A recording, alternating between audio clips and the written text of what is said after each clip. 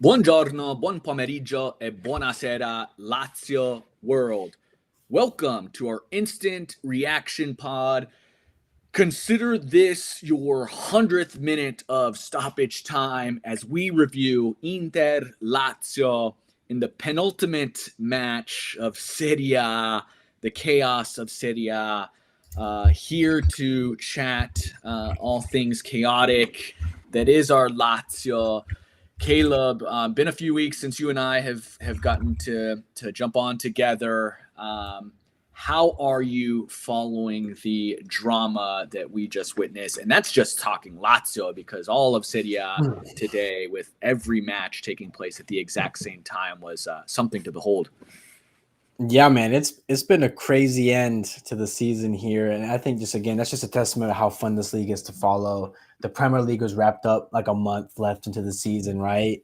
Bundesliga wrapped up, Liga 1 wrapped up. Here we are in Serie A. Guess what? Every single match next week, that last match week, is gonna matter as well for everyone. So it's been really fun just as a fan of Serie A, and I think it's a great showcase of just how tight and how competitive this league is. As a Lazio fan, it's been very, very mixed emotions. But we will go into that in this episode. Yeah, this one, there was, man, we'd say this often. So many emotions with this Lazio side throughout a season, throughout a match. This one, absolutely picture perfect when you think about the emotions of a Laziale. We're in a group chat. There are moments where we would just rather see us lose.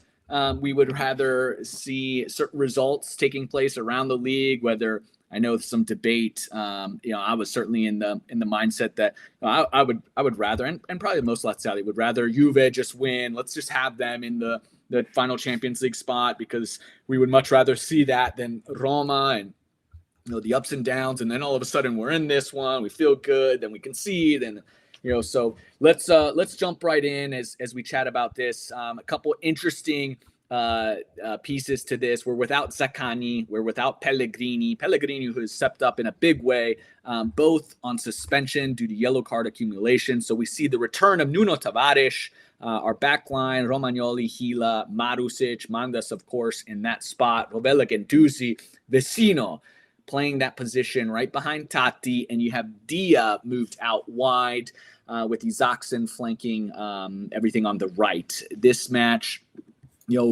really not a ton happening early on. I thought it was, by the most part, a match that saw Lazio with some chances, but mostly just trying to not slip up. I think there's a couple counters that you see Lazio just not doing a great job of with the final decision making. But it's unfortunately 42nd minute where we see the typical Lazio, the moment where we don't capitalize on an opportunity because of whatever reason. And most oftentimes we have this debate of players versus Baroni versus Lotito, who's most to blame. 42nd minute, it is just another one of those opportunities that a player has to seize the moment. Isaacson, after a great ball by Dia to set him loose, 1v1, the chance to put it on his left foot, has so many decisions to make. He can go to the left, he can go to the right, he can dink it over Sommer. And what does he do? He puts it right into Sommer, and it's a blown opportunity. Another one of those blown opportunities that sees us punished immediately. 5 minutes later, goal, Bisek, a much better job. You said it on Twitter, a much better job finishing than our attacking players from a center back on Inter. We go into halftime, and it's a 52nd minute sub. Pedro on for Isaacson. And, it starts to see a little bit of life in this Lazio side. Pedro paying his manager right off the bat, 72nd minute. He levels this one, has to go to VAR. It's ruled a good goal. And then Dumfries just dunking on Lazio, as he often does. Dumfries, a player that is often criticized by Interisti, has been an underperformer for a couple years now, but this season is having a magnificent season. The whole world was put on notice when you saw him doing Barcelona the way he did, and makes Lazio pay. Look, there's some gripes to whether or not Marusic was fouled on that play. I'll say this, and we can talk about it if you want, Caleb, but I'm tired of our center backs and so many of our players just playing soft and maybe looking for a foul, not holding their ground. Who knows if that's the case? But we're getting bullied oftentimes, and it leads to goals. And you think this one is over. Inter celebrating their opportunity to go top of the table, and in a match that on the other side sees Napoli and Parma level. So Inter thinking that they're going to celebrate. 90th minute. It's an unfortunate Bisek, a hero early on. He very clearly moves his elbow in, stops the ball from advancing. It is a penalty awarded. You see Pedro step up. There's no doubt, at least in my mind, that it's going to find the back of the net. The back of the net it finds. This one ultimately finishes after a couple of lackluster, toothless counters from Lazio and a couple near-death chances from Inter, levels at 2-2. Caleb, give me your 3 words or less to describe this match. My 3 words were difference of quality. And I'm not even saying difference of quality between Inter and Lazio. I'm saying difference of quality within the Lazio squad in itself. We struggled to create chances. We struggled to finish chances. We actually had a few chances, but we struggled to finish chances. As soon as a guy like Pedro comes in, who's a different tier of quality, guess what? We scored 2 goals. And I think that sort of defines a lot of our games in the stretch we've been on, and in this game particularly. Fun fact, since the absolute spanking of us at Bologna, that Bologna game, we've gone 8 matches unbeaten since then in Serie A. However, of those 8 matches, 5 have been draws, and I can think of moments in a lot of those games where a little more attacking quality gets us wins instead. And I think I think this game was a representation of Lazio in general as a whole. Yes, we're good enough to hang in a match with Inter. I'm proud of the team for not making an embarrassment of themselves like the last time we played them. However, I think it really comes down to, in matches like these and against the top sides, is that difference in attacking quality. And, we have it in a guy like Pedro, but Pedro's, he's 40 years old now. And so I just think this is a good representation of kind of where Lazio's roster is right now. And yeah, and how the game went. Yeah, look, essentially you said the same thing as me. Mine was lacking finishing class. Whether it's final product, whether it's the final pass, whether it's the opportunity to finish a goal or really make a statement or shake up. Right, you want to, all of a sudden, if we finish that goal from Isaacson, Inter, who knows the effect that it has on them, knowing that they need to walk away with points in this one. It's so unfortunate. Even at the end of the match, there was a couple counters. Tati has the ball. It's just, he doesn't even necessarily get to a point where there's a finished product. He just makes the wrong decision. So many times it's about the decision. Pedro, the only real, he's the only champion. He's the only one that's been in these big moments. He's the only one that understands what is needed and when it's needed. Tati's an MLS Cup winner, though. Come on, man. Like you and I are obviously huge fans of MLS, and we know that it gets wrongly criticized sometimes. But there's just a difference, right? Where the game starts to move a little bit differently, a little bit quicker, and there's you see, even without the legs that he once has, Pedro can come in those bursts, in those flashes, and give you everything that you need, whether it's just smart moments to retain possession, the right pass, or just being willing to take on a defender 1v1 and have a crack at it. It's yeah. I just want to add that real quick just to back up your point. Funny enough, we did win the XG battle today, 2.27 XG compared to Inter's 1.17. We had more big chances in them, 4 compared to 3, 12 total shots. I mean, it was a pretty even game overall. Yep. But I think that just reinforces the lack of attacking quality. Had Inter had 2 expected goals, they probably score 3 goals, right? That's just kind of how it is. So I just wanted to sort of Yeah, reinforce no, that. that's a really good point, because that makes it all the more frustrating where it is a match where, we created some opportunities, and it's just the lack of class, that quality bite, that we're so desperate for, and we love Tati dearly because we do see all the things that he does, but unfortunately, having that class, having that one player that can make that difference when it comes to bagging that goal. I mean, we're just missing that. And Zaccagni was that player for us in the first half of the season. We know he's dealing with injury. He didn't even play today. He's been off as well. Isaacson, man, I don't know. Let's jump in, because we can probably have some of these conversations as we go into it. You mentioned the XG battle. Just to do a quick run through of what the stats looked like in this match. Inter with 56% possession, Lazio with 44. Lazio did win the expected goals with 2.27 to Inter's 1.17. Lazio with 12 shots, Inter with 10. 4 of those on target for Lazio, 3 of those on target for Inter. 4 big chances, 2 big chances missed.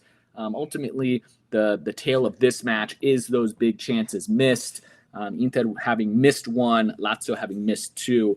But ultimately, I think a very fair result when you sit back and you look at the chances that both sides had. But Caleb, give me who your man of the match was, because big difference between obviously the score line in this one compared to the first time we played Inter, who rocked us. Though we all agree that score line in the first go around wasn't necessarily indicative of the entire match. Inter absolutely showing their quality and their ability to finish. But this one, a bit of a difference. Who was the man of the match, and why do you think this one was such a different game in terms of scoreline at the very least? I think the obvious one is Pedro. He scored 2 goals. Comes in, salvages another point for us. We were talking in the group chat. Some guys were saying, and even on Twitter, there's a lot of negativity, like, "Oh, the game's done, so that's it." But this team has been able to. One thing about this team is they will scrap some points and pull it out of nowhere at times, and a lot of that reason, the main reason for that this season has been guys like Pedro coming off the bench and doing stuff like this. Oh, very fitting. I do want to give a big shout out though to Romagnoli. You mentioned him earlier in our chat. We were discussing how Guendouzi he has some poor tackles, poor decisions. We were caught in transition sometimes. A big part of why we didn't concede more goals or concede particular higher quality chances was Romagnoli holding it down. Gila was pretty decent, but it really was Romagnoli back there. 26-minute. I just wanted to point out, 26-minute Romagnoli, a massive slide tackle on Thuram early in this match. Just a brilliant piece of work by him. I'm glad you're throwing him a shout, because he was, again, tremendous, consistent. Yeah, I mean, for me, he's my other candidate for that, but I'm just gonna say Pedro because, well, this is obvious. It's clearly the choice here. But yeah, what about yourself, man? Do you agree with Romagnoli being that next guy up, or? Yeah, no. First it has to be Pedro. What a legend! I truly was. I thought he would somehow find a way to get a game winner. Just felt like one of those games where he would cement his status, and maybe he already has. He's as a club legend. Build the man a statue if he would have came out with a game winner. But I really, again, through all the ups and downs we've talked about this season, right? Even our captain in Zaccagni, ups and downs, and you've got Isaacson, who just had this run of games where we're like, wow, he's an incredible playmaker. He's somebody that can be a big part of the project moving forward, or somebody that would demand a $40 million fee, with some of the links. And then all of a sudden he kind of comes crashing down. So many ups and downs. Even Gila this year for a stretch of matches was like kind of off. Romagnoli, you just have to tip the hat at the consistency, and that is what this club has been missing. It's just players that you can rely on again and again to know exactly what you're going to get. It's really tough, right? You think about Nuno. The highs are so incredibly high, and then you either have defensive gaffes, or you just don't have him playing either way. So I think Romagnoli deserves a shout. Really, the only other player that I was like overly excited about. I mean, Mandas came up with a couple early saves too, but yeah, let's talk about Bidone, because I think we probably have a couple shouts, and it'll probably get us into a little bit of a debate in terms of like who's to blame overall on the season. But who'd you have as your Bidone? Because I only really have one. Ooh, my Bidone was Jackson.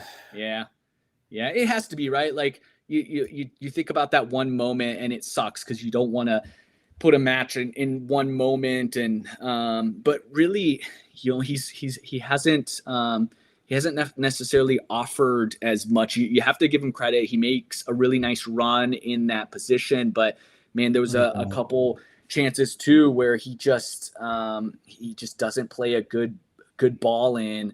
Man, yeah, I just really disappointed from him, given again the highs that we saw earlier this season. Well, yeah, I mean, it's also tough with him because like when Isaacson is on it, like we've seen him against that Napoli match, when Isaacson is on it, he can be a difference maker, and he has created and generated some chances for this team. It's just, again, it all goes back to what you said earlier about consistency. Is Isaacson a guy we can rely on to do that at that level every single game? Absolutely not. And today, where we really need him to step up, and my thing really was that missed goal opportunity was a cherry on top for me. But even prior to that, most of our attack was coming through Isaac's side. Like we were able to find Isaacson in acres of space. We had many counterattacking opportunities where Isaacson was at the head of that. He got the ball. He could go one-on-one. Like this is an ideal situation for Isaacson to be in. So it isn't a situation of, oh, Isaacson only really had one chance the whole day, and he, and what else can he do? Like if you only get one shot a game, fair enough. I mean, that's bad odds against you as an attacker. But I think a lot of Isaac's problem for me this match, really the main reason I gave him the Bidone was because he had that space. We were like Inter's press was not as good as it normally is today. It was sort of disconnected. There were gaps on the in the counter-attacking moments, and Isaacson was a beneficiary of that, but he did not benefit the team when he had the ball. Right, like he made some poor decisions on who to pass to in these moments of transition. Bastoni completely locked him down. Bastoni, I mean, and again, like he is facing off against what I believe is a top 5 center back on the planet right now. Oh, no doubt. I mean, top 5. That's even being loose with it. I think he's got claims minimum, for higher, but yeah, 5 center back in the planet right now. So I understand that, right? And there's that factor, but he was locked down by Bastoni. He made the wrong decisions. And at the end of the day, you got to show up, and he didn't today. And there's a reason he was subbed off as quick as he was. Yeah, for sure. I mean, look, we talked about his highs this season being really high, and there was a point that we were all like, wow, is this the player that we have? But even when you take a step back and you say, wow, he had overall like a really positive season, and there was moments he was brilliant. Still, he's only got 4 goals this season. So, he's played a lot of minutes. He's played a lot of minutes. Tons of opportunities, tons of minutes, tons of chances. Like that's one that when we talk about the future of this club and how do we reload, revamp, what do we go into the offseason doing, right? Like I'm of the belief that there are some players on the side that I still may like. It's not that I don't rate Isaacson, but there are some players that may fetch 30, 40 million in the market that we just have to sell, because I can see them not being able to hit some of those highs that we want to see. And I'm of the mindset, sell high and reinvest. So I thought he was pretty poor. I know Patrick Bowman on here has noted, bad miss by Isaacson, Dia miss even worse. Disagree with that. I disagree. I think, and I'm assuming he's noting the miss in the 69th minute. Tati plays a really nice ball to Dia. Dia does he's trying to get a shot off. He's got Bisek all over him. Right, in fact, I think Bisek might have got a touch to the ball in the last second. It should have probably been a corner, but even if he doesn't get a touch on it, he's draped all over him, and he really only has one option, and Jan Summers got it covered. I think that's a really, really tough. If he scores that goal, it's a brilliant finish versus Isaacson is clear space. He's got no pressure whatsoever, and it's 1v1 alone with the keeper on his left foot, right? He's coming from that left side where we know Isaacson doesn't have a right foot, but he's got options. And so you see the Isaacson one as just being a much worse missed opportunity than Dia. And Dia, again, one of those matches, I actually thought he was fine, not great, but he had a couple he had some really nice plays and passes. Again, he was the one that made the pass to Isaacson, but overall, a lot of work. So just like taking a step back, looking at the table now, it's a chaotic table. You've got Napoli at the top by 1 point, Inter in second, Atalanta in third with 74, Juve at 67, currently in that final Champions League position. Roma right behind them with 66 points. Lazio at 65 points. All to play for. We need some help. Final match day is going to be crazy. Next Sunday, you've got Lazio Lecce. No givens at all, knowing this Lazio side. Juve playing Venezia. And then you've got Roma Torino.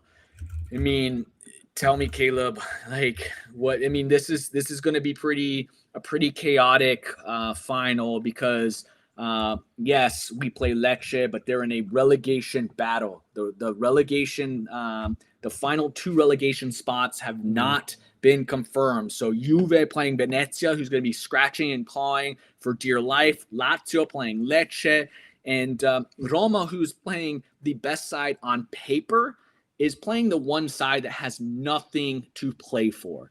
So in order for us to find ourselves in that final Champions League spot, we have to come out of it with a win. And not only that, but a win would put us at 68 points. We do not own a tiebreaker against any of these sides, which means Juve can't draw. Juve has to lose for us to remain ahead of them. Roma can draw and we can win. So there's some things that we need in our favor. But if Roma wins, they're ahead of us. If Juve wins or draws, they're ahead of us. So kind of going into the final match day, besides the obvious, which I think you and I are both on the same page, like clearly we want Champions League. That would be huge.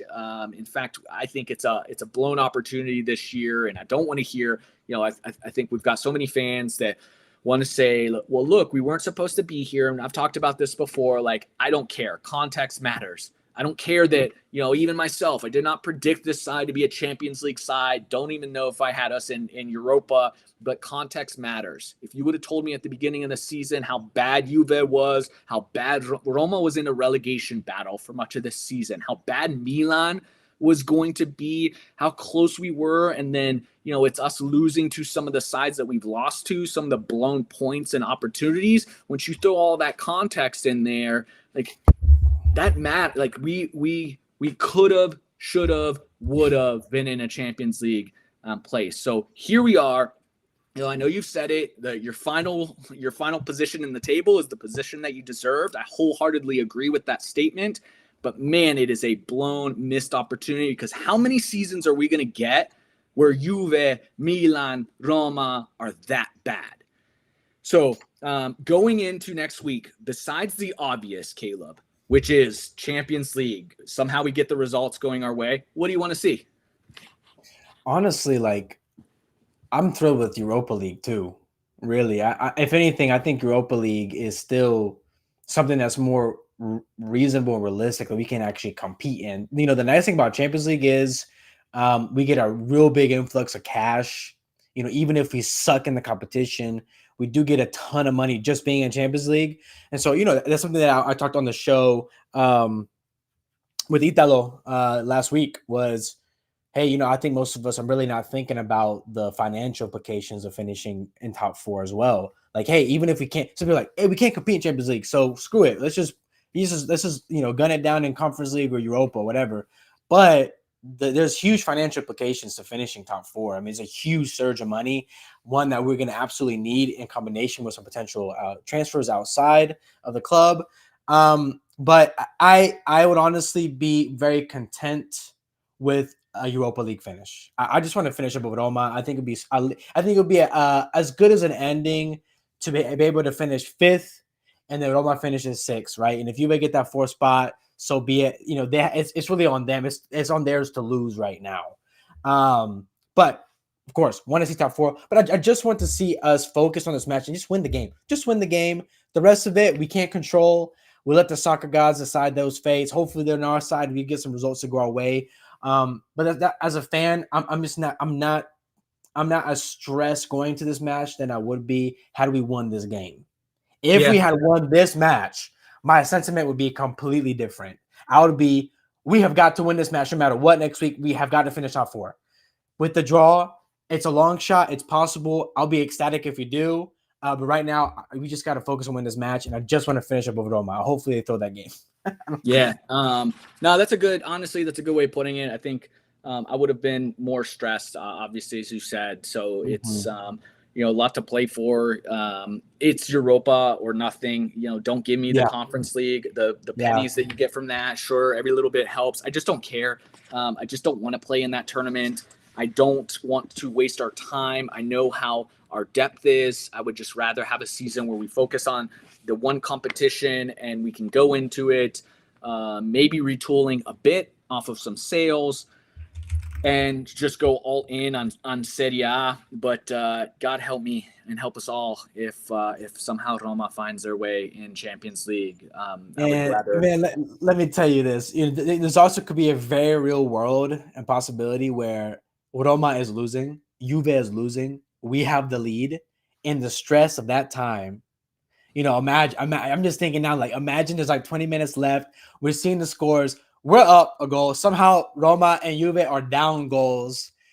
All of a sudden, my whole sentiment of just chilling and, we'll let the soccer guys aside goes out the window. And I am stressed.